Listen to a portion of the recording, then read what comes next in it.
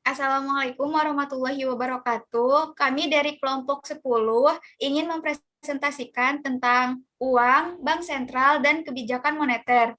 Sebelum memulai presentasi, saya dan teman-teman akan memperkenalkan diri. Saya sendiri, Zahra Heidi Putri. Nama saya Dinda Fitriani. Saya Devina Ramadhani. Saya Fauzi Alvina. Saya Natasha Triutami. Yang pertama ada uang. Uang adalah suatu benda yang diterima secara umum oleh masyarakat untuk mengukur nilai, menukar, dan melakukan pembayaran atas pembelian barang dan jasa, serta pada waktu yang bersamaan bertindak sebagai alat penimbun kekayaan. Nah, pengertian permintaan uang. Keseluruhan jumlah uang yang ingin dimiliki suatu perusahaan maupun masyarakat atau sebagai kebutuhan masyarakat terhadap uang tunai. Teori permintaan uang. Rumus teori klasik itu ada M. M kali V sama dengan P kali T. Motif seseorang memegang uang yaitu transaksi, berjaga-jaga, dan spekulasi. Teori klasik, teori ini dikembangkan oleh Irving Fisher. Dan teori Keynes, teori ini dikembangkan oleh John Keynes.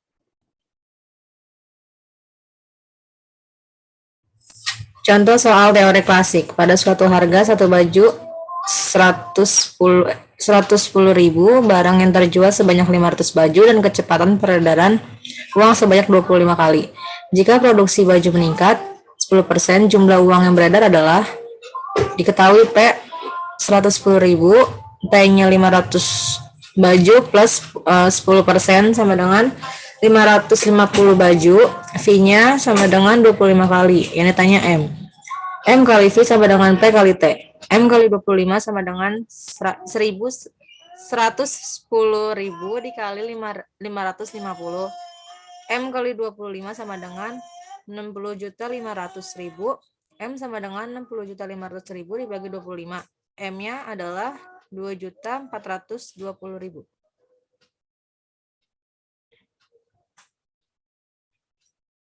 Faktor-faktor yang mempengaruhi ke permintaan uang. Yang pertama pendapatan real, yang kedua tingkat suku bunga, yang ketiga tingkat harga umum, yang keempat fasilitas kredit, yang kelima berubahnya selera masyarakat terhadap barang dan jasa.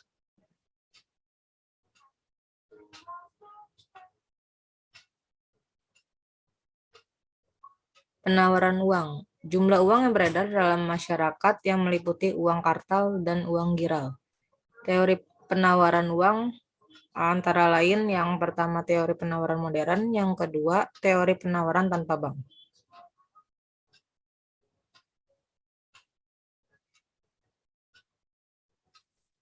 Faktor penawaran uang. Yang pertama itu ada tingkat diskonto. Tingkat diskonto atau tarif dasar adalah suku bunga yang dikenakan oleh bank sentral kepada bank untuk dipinjamkan dalam jangka pendek.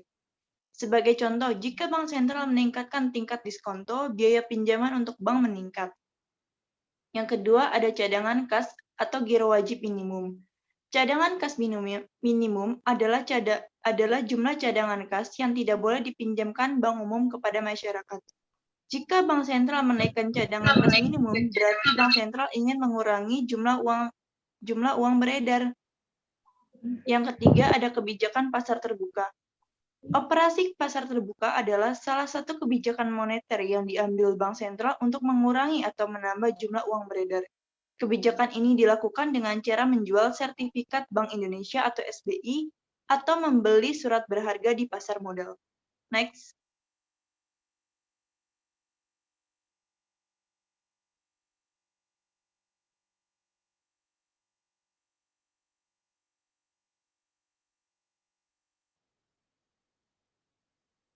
Bank sentral. Bank sentral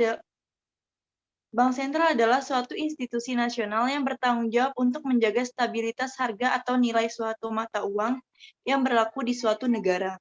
Next. Sejarah umum bank sentral. Di era pemerintahan Hindia Belanda, terdapat Deutsche Bank yang didirikan pada tahun 1828. Satu abad kemudian, atau sekitar tahun 1953, Bank Indonesia dibentuk untuk menggantikan Deutsche Bank. Sebagai bank sentral, Bank Indonesia memiliki beberapa fungsi utama, yaitu di bidang perbankan, moneter, dan sistem pembayaran. Next.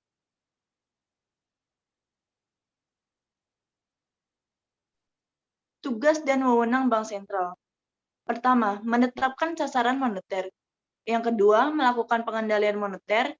Yang ketiga, mencapai dan memelihara kestabilan nilai rupiah. Yang keempat, menetapkan dan melaksanakan kebijakan moneter. Dan yang terakhir, mengatur dan menjaga kelancaran sistem pembayaran stabilitas sistem keuangan. Next.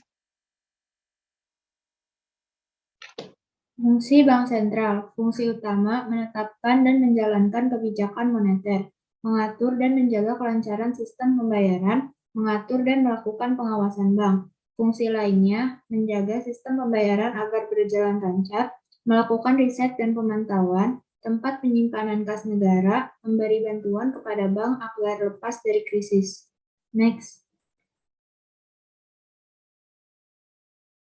Contoh Bank Sentral. Contoh bank sentral di Indonesia adalah Bank Indonesia. Bank Indonesia didirikan berdasarkan Undang-Undang Nomor 11 Tahun 1953 tentang penetapan Undang-Undang Pokok Bank Indonesia yang disahkan pada 19 Mei 1953, diumumkan 2 Juni 1953 dan mulai berlaku pada 1 Juli 1953.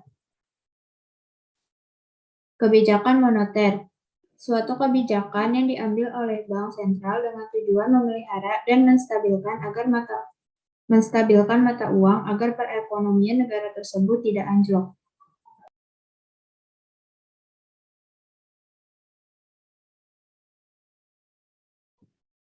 Instrumen kebijakan moneter, fasilitas diskon bunga yang ditetapkan pemerintah pada bank-bank umum yang meminjam uang kepada bank sentral.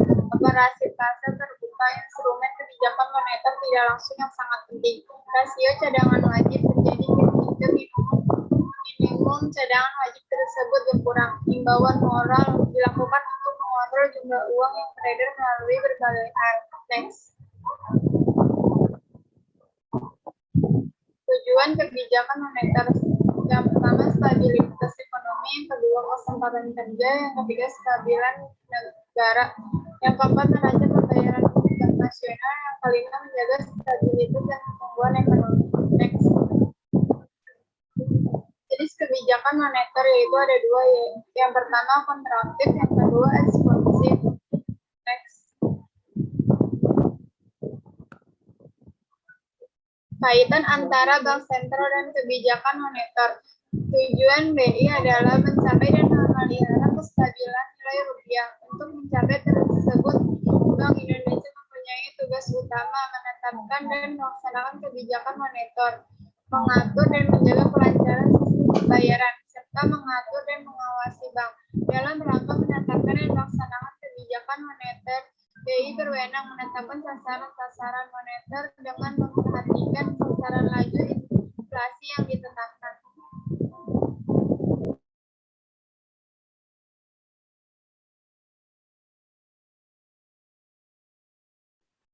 Sekian presentasi dari kelompok kami. Mohon maaf bila ada kesalahan. Wassalamualaikum warahmatullahi wabarakatuh.